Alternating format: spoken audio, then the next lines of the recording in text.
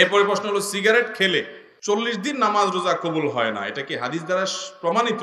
ধূমপানকারীর মুখ থেকে যে দুর্গন্ধ হয়, ধূমপানকারী নিজে যারা আছেন, আমি মাঝে মধ্যে বলি ভাই নর্দমার কাছে ড্রেনের কাছে গিয়ে একটু ড্রেনের গন্ধটা শুকে এরপর নিজের মুখের গন্ধটা শুকে দেখেন যে ওইটার চাইতে আপনার মুখের গন্ধ মারাত্মক।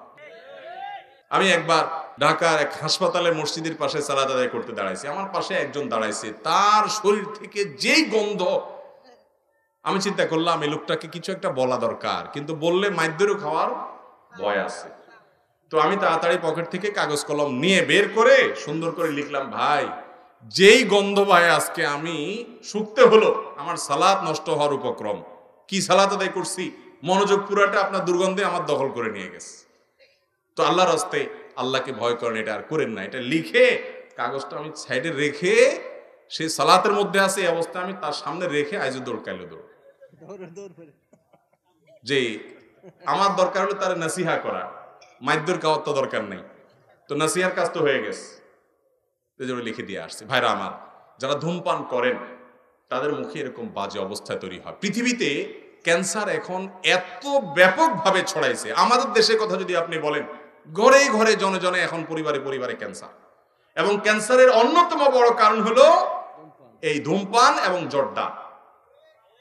পানের সাথে চাবায়া চাবায়া রকমারি জর্দা খায় না অনেক মুরব্বীরা? ইবনে মাজার একটি বর্ণনা আছে, সেটি হলো যদি কেউ মাদক সেবন করে, মাদক গ্রহণ করে এবং এর ফলশ্রুতিতে সে নেশাগ্রস্ত হয়ে যায়, 40 দিন যাবত তার সালাত কবুল হবে না, ইবাদত কবুল হবে না। তো ধূমপানটা তো, এটা তো এর ফলে এক নম্বর কথা হলো মানুষ আসক্ত হয় না, মাতলামি করে না, মাতলামি আসে না। দ্বিতীয় কথা হলো যে ধূমপান এমনিতে নাজায়েজ এবং গুনাহের কথা, সেটা নিয়ে কোনো সন্দেহ নাই, কিন্তু এটা এরকম না যে এটাকে মাদকের মধ্যে ফেলা যায় এবং এর কারণে আসকারা হাদিসে আসছে, শুধুমাত্র শারিবাল খামার না, মানে শারিবাল খামার বা আসকারা, পদ পান করলো এবং নেশাগ্রস্ত হয়ে গেল, তার 40 দিন ইবাদত কবুল হবে না। অতএব ধূমপানকারীর জন্য এটা প্রযোজ্য না, কিন্তু এর মানে এই না যে ধূমপান করা জায়েজ কাজ বা গুনাহ হবে না, এটাও অবশ্যই না জায়েজ এবং গুনাহের কথা, নোংরা একটা জিনিস। এই ধূমপান, বিষপান লেখাই আছে যেটা স্বাস্থ্যের জন্য ক্ষতিকর, তারপর আবার পয়সা দিয়ে কিনে খাই। আল্লাহ তাআলা আমাদেরকে বুঝার তৌফিক দান করুন। এই নোংরা জিনিস খাওয়া যাবে না ভাইরা।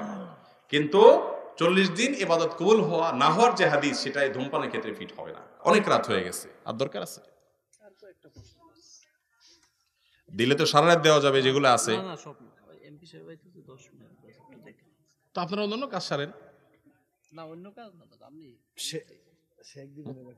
ওই যে ভাই আছেন, ভাই কথা বলবেন, অন্য আলেমরা আছেন। হ্যাঁ আচ্ছা, আর 2-4টা আমি বলি, এরপরে আমি ছেড়ে দিব, কারণ গভীর রাত পর্যন্ত মাহফিল, এটা সুন্নাহ বিরোধী কাজ। আমি সব জায়গায় এটা বিরুদ্ধে বলি, আবার দেখা যায় যে কোরআন সুন্নাহর কথা বলে, সহিহ হাদিসের কথা বলে আমরা এটার উপর আমল করতে পারি না। আমি ওই যে ময়মনসিংহ ত্রিশাল আমাকে এক জায়গায় মাহফিল নিয়ে গেছে, আমার চুক্তি ভাই 10টার ভিতরে আমার এই মঞ্চ থেকে নামাই দিবেন। আমার 10টা পরে আয়েশা বলতেছে, হুজুর আপনি এবার একটু খাওয়া দাওয়া করে রেস্ট করেন। আমি কেন, আপনার সবাই শেষে যাইতে হবে তো আমরা ডেকে নেব। ঠিক 11টার পরে আসছে আমার ডাকার জন্য। তো ভাই এটা তো কোনো সহি পদ্ধতি হলো না। সুন্নতের আমল যদি আমরা না করি, দুনিয়াতে কি করবে? আল্লাহ তাআলা আমাদেরকে আমলের তৌফিক দান করুক। ভাই যাই হোক, যেহেতু কয়েকটা প্রশ্ন উত্তর দেওয়ার জন্য কর্তৃপক্ষ অনুরোধ করেছেন, আমরা কয়েকটা প্রশ্ন উত্তর দিচ্ছি, এরপর ইনশাআল্লাহ অন্যান্য ওলামায়ে কেরাম কথা বলবেন। এমপি সাহেব নাকি আসছেন, উনি কথা বলবেন ইনশাআল্লাহ।